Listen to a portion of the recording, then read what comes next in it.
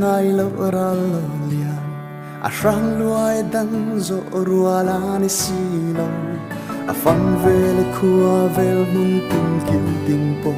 nu na wa thiar chuang lo thalai le tar chak lo po a poi em en tin tak ne thei ni mo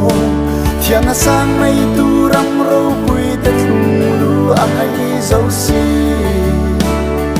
nang le kay ta na zo rual em ni don le o zo ram thola ipathian ko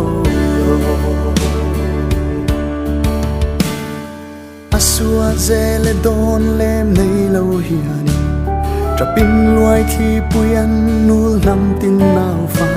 kot kher lum po khoram yang an chang zo ta bia tu ka siam tu fa po zai po kan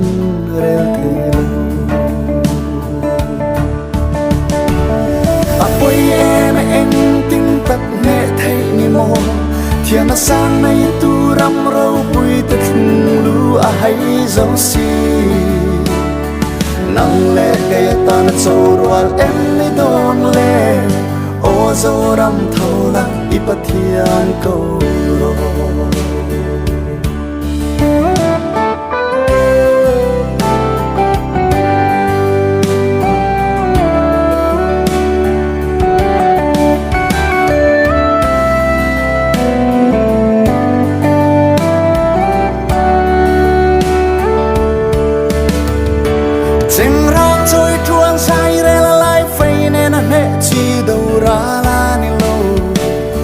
sen na dik thu oi na le riat na fin na